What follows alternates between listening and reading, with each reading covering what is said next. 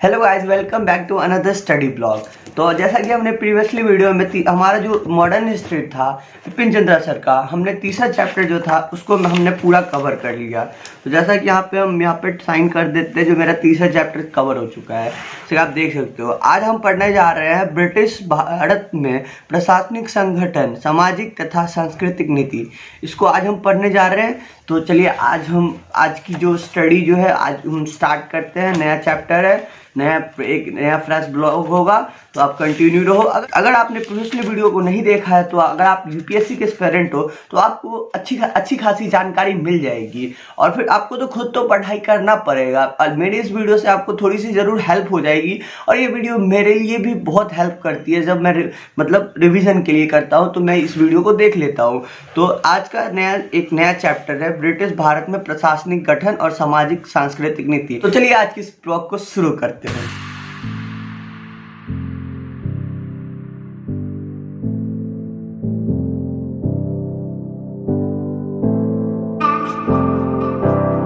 जैसा कि अभी तक हमने नए चैप्टर में पढ़ा, जैसा कि हमने पहले पढ़ा था कि ईस्ट इंडिया कंपनी ने भारत पर अधिकार किया था, ना कि ब्रिटिश सरकार ने। तो उसकी जो अब प्रशासनिक नीति थी, एक कानून के अनुसार 1784 में ब्रिटिश सरकार अब भारत पर राज करता है। इतना तो हमने पढ़ लिया। अब हम इस चैप्टर में क्या पढ़ने वाले हैं उस पर हम बात करेंगे। तो इसमें बहुत सारे संगठनों, कंपनी के द्वारा संगठनों को बनाए गए, बहुत सारे ऐसे नागरिक सेवाएं की गई, बहुत सारे ऐसे परिवर्तन लाए गए, और बहुत सारी सांस्कृतिक नीतियां अपनाई गई यूरोपियों के द्वारा। तो वो चीज आज के इस चैप्टर में हम पढ़ेंगे। शुरुआत में जब ब्रिटिश सरकार भारत में शासन करने के लिए आई, तो पहले के ही कानून को लागू किया, जैसे कि मुगल एम्पायर के समय में जो कानून था उसको ही लागू किया। लेकिन कुछ समय बाद उनको पता चला कि ये कानून उनके लिए कहीं ना कहीं उनको संतुष्टि नहीं दे रही है, उनको तो धन प्राप्त करना था अधिक से अधिक। तो उन्होंने प्रशासनिक नीति में बहुत सारे परिवर्तन किए। तो उस समय के जो अधिकारी थे वो और व्यापारी थे, अपने निजी व्यापार के द्वारा और राजाओं से और व्यापारियों से घूस लेके बहुत ज़्यादा उसको उत्पीड़ना करते थे, बहुत उनको परेशान करते थे, बहुत सारे धन इंग्लैंड को भेजा करते थे। यह एक बहुत बुरी प्रशासनिक नीति थी।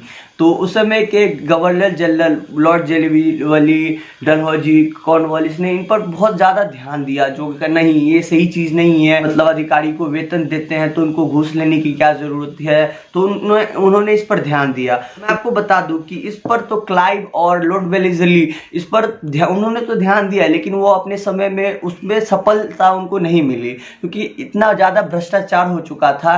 प्रसार भारत जैसे बड़े राज्य में आप चुपके से कैसे इसको संभाल सकते थे। जब 1786 में लॉर्ड कॉर्नवालिस भारत में गवर्नर जनरल बन के आए, तब उन्होंने सर्वप्रथम, उनका उद्देश्य यही था, भारत में भ्रष्टाचार को खत्म किया जाएगा। अगर हम अपने नागरिक को वेतन देते हैं तो उनको घूस की क्या जरूरत है। उन्होंने सर्वप्रथम उसको ही खत्म करने का सोचा।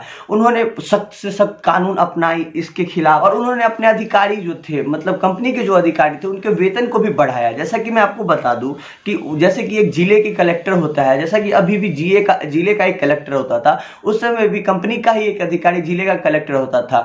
उसकी सैलरी बढ़ा दिया था। पहले थी 750 रुपये, जिसे उसका डबल कर दिया, यानी कि 1500 रुपये कर दिया था।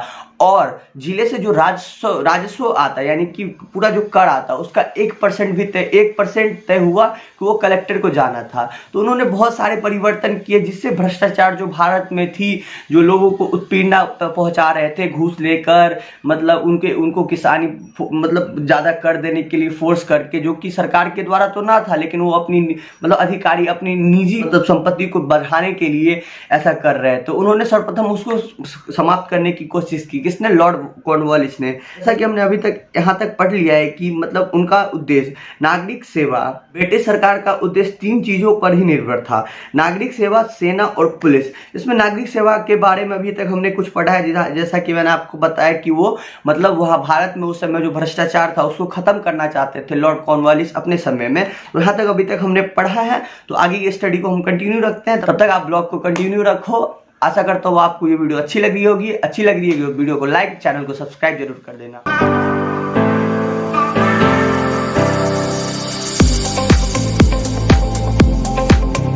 कि अभी तक हमने पढ़ा कि उन्होंने मतलब भ्रष्टाचार को हटाने का तो ट्राई किया था, लेकिन ये कहीं ना कहीं रह ही गया था। और लॉर्ड वेलेस्ली भी थे जिन्होंने 1800 ईस्वी में नागरिक सेवा में आने वाले युवा लोगों के प्रशिक्षण के लिए फोर्ट विलियम कॉलेज खोला, लेकिन कंपनी के अधिकारियों को यह अच्छा नहीं लगा। उन्होंने 1806 ईस्वी में इसे मतलब कॉलेज के जगह पर इन्होंने मतलब इंग्लैंड के हैरी ने अपने ईस्ट इंडिया कॉलेज के प्रशिक्षण का काम आरंभ किया।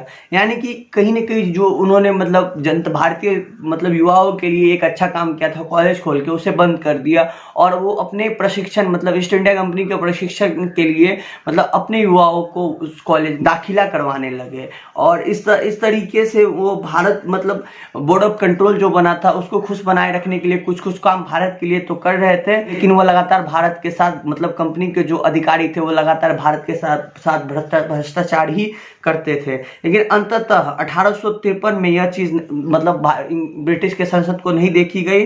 कंपनी के निदेशकों से नागरिक सेवा का विशेषाधिकार छीन लिया गया एवं अब तय किया गया कि नागरिक सेवा में सारे प्रवेश प्रतियोगी परीक्षा के द्वारा किए जाएंगे, जैसा कि अभी होता है।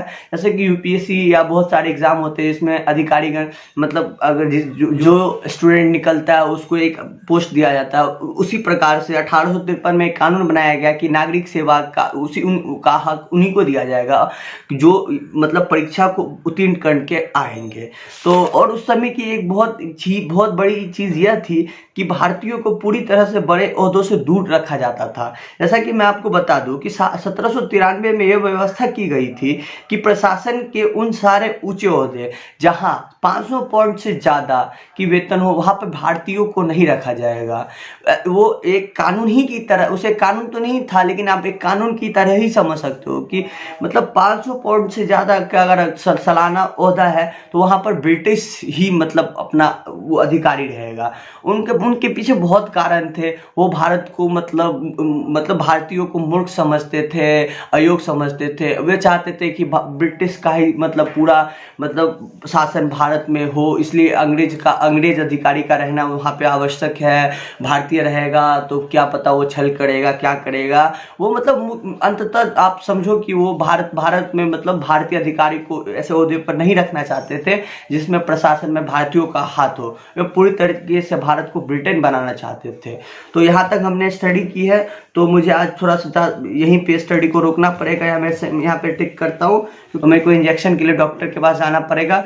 आई होप ये ब्लॉग आपको हेल्प करेगी यूपीएससी के एस्पायरेंट हो तो। मैं मिलूंगा आपसे आगे के स्टडी के साथ कल। चौथे चैप्टर जो है ब्रिटिश भारत में प्रशासन गठन सामाजिक तथा सांस्कृतिक नीति बिपिन चंद्रा सर का। तो मैं मिलूंगा आपसे कल एक नए फ्रेश वीडियो ब्लॉग के साथ। तब तक के लिए जय हिंद, जय भारत, वंदे मातरम।